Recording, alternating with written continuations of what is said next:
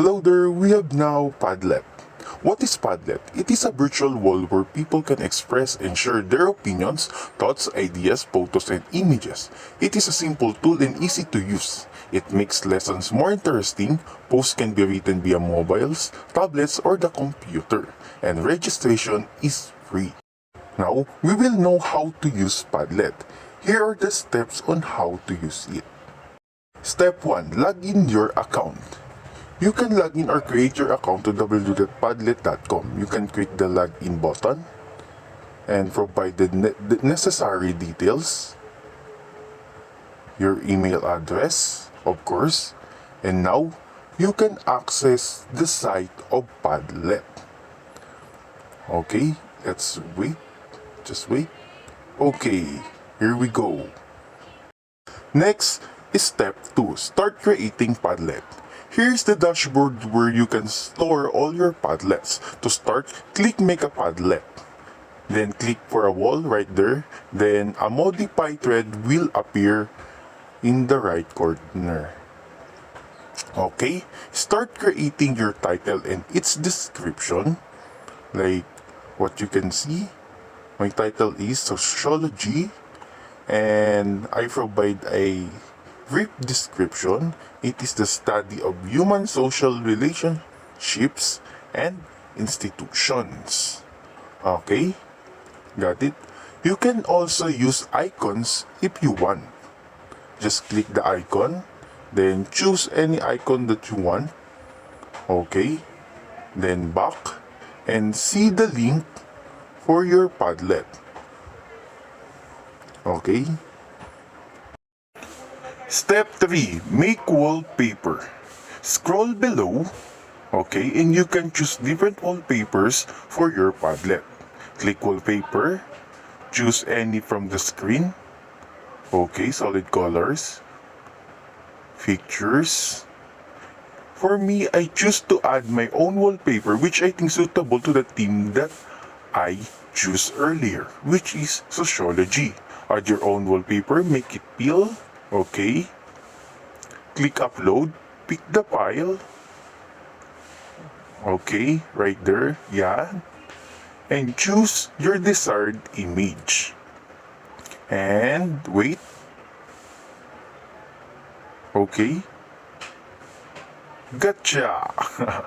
You may now have a wallpaper. Okay, go back.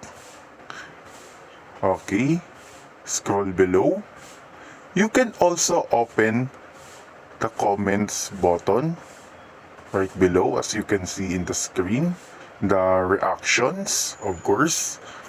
And, of course, to filter the profanities. And next, you may now click next to start posting. Okay. Next, step 4. Put and lay out your post. Okay. Click the add button to post Padlet. Right there. Okay. Provide the title and write something about it. Here, I provide Auguste Comte and his own details. If you want to upload something, okay, click upload right there below.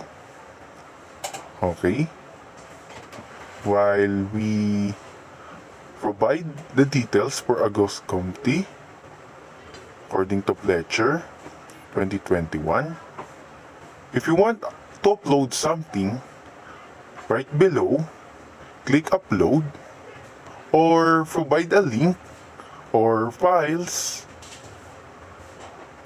that are related to your topic. Okay, there, right there, the link. And next, you can search for a picture. Now, I search him. Provide the picture. Okay, just wait a little bit.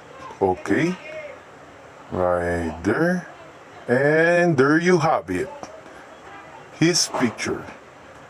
Now, you can customize your Padlet or post by clicking the small button above. Yeah, right there. You can choose any color that you want. Okay. Also, you can make other posts if you want. Just click the add button to add it. Step 5. Choose your privacy setting. Okay, click the share button in the top right corner. Okay, right there. Okay, then you can add members to contribute if you want. Then next, you can adjust the privacy from secret to public or anything you want. Then after you adjust the privacy, okay, then save it. Go back. You can also share it through the options on the screen. And right there, the following, okay. It is now your choice where you want to share it. Okay. Also, you can export it through various formats, as you can see in the screen. And last, share your Padlet link. You can share it through copying the link to clipboard, just like that, okay? Then go to your group, then post it, then paste the link to the post, just like this on your screen. Then provide or leave a message that allow them to contribute to your discussion, just like this. Please contribute to this thread, everyone. Thank you. Then after you put this, you may now post it. Okay, just like this. Waiting. Then let's see. After it is posted, you may now click the link if it is working. Let's see. Okay, here it is, working. Everyone now can contribute a discussion. Thanks for watching. Hope you learned something.